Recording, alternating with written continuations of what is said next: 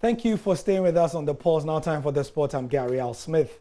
And 24 hours ago, Ghana was getting ready for what would have been a very tense 90 minutes of action in Algeria, because in the city of Sétif, the Black Meteors were looking forward to upsetting the odds and beating Algeria as they raced to get a place at the Under-23 Africa Cup of Nations. After the game, it was victory for the Meteors because they won 1-0 in that tie, meaning that they have joined 7 other countries in what should be a very, very interesting Africa Cup of Nations for the Under-23s. Don't forget that that Cup of Nations will also serve as a qualifier for the Olympics, because the top 3 teams will be on the plane to Tokyo. And as you see on your screen, Ghana's goal came from the number 10, Yao Yeboah. It was the only goal of the game, and it made all the difference for Ghana to qualify 2-1 on aggregate. What we are looking at right now is the circumstances surrounding the game and what is next. Celebrations for now, but there's a lot of work to be done. On the line with us is Yusuf Chipsa, who is a football agent, and he works closely with players in this age group and youth teams. He's also, of course, a former national team player. Thank you for your time, Yusuf. Thank you very much, Gary. Yeah. What does the qualification mean for us as a country, first of all, and for the players in particular? A whole lot, because that takes us one step behind reaching the Olympic Games. The boys have done well. We least expected them to go through after last Friday's results in Accra, but they really took up the challenge and went all ahead to beat the Algerians in their own background to make it to the Cup of Nations. That serves as the last qualifier for the Olympic Games. I think it's been 15 years now since Ghana went to the Olympic Games. The last time was during our time when I was the captain of the team in Athens.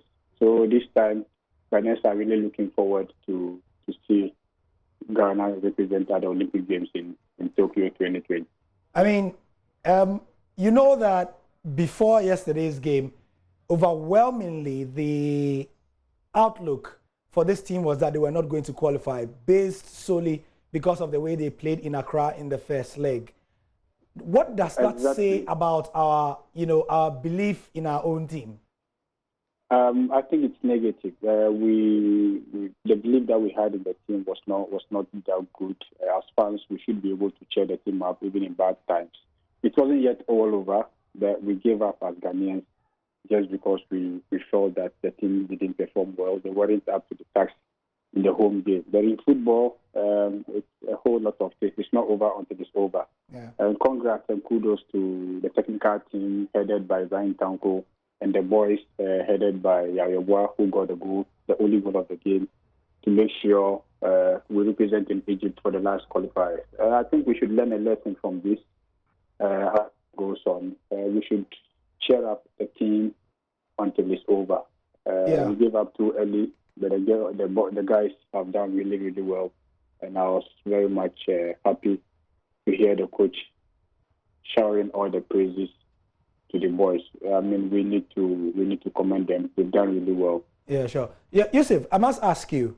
I mean, you have said that the negativity was not the best, but you have to admit that for pundits, you can only judge what is in front of you. And the evidence after the first leg was that, 1, the team didn't play well, and 2, most of the pundits were saying that we had calmed a local component of the team for a very long time. And then getting to the final days, the foreign-based players came, only for us to use the bulk of the foreign-based players. It is a legitimate concern, isn't it? It is. And I do agree with the pundits because,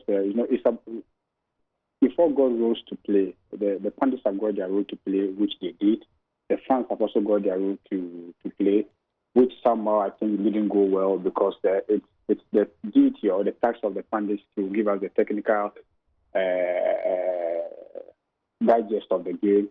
They came up with brighter points. In other words, we should not forget that might even be the motivating factor that pushed the boys to get where they got to, the results that they got in Algeria. Exactly. I mean, yes, exactly. So my negativity is about the support. Irrespective of the scoreline, it wasn't over yet. So I think I understand what you say. No matter what, let's support the team. Exactly. Yeah. Exactly. Now, finally, in a few seconds, what should Ibrahim Tanko do now in terms of scouting as we prepare for Egypt in November? Yes, I think he should cast wide his net. But talking about the local boys, I do agree to a certain point. But at the same time, the absence of football is also a factor that the technical team needs to consider. We only have Ash Gold and Kotoko playing competitive games. All other clubs are having some friendly games here and there. But with the foreign-based players, we know most of them went into preseason and they've been playing in the league and all that. Yusuf, exactly. I think your point is well made, Yusuf, and I would have to let you go now. Many thanks for spending the last 6 or so minutes with us. It's always a pleasure having your thoughts on issues. Thank you, Yusuf. Thank you very much, Gary. Thank you. And that's the sport for now. The Pulse continues. I'm Gary Al Smith.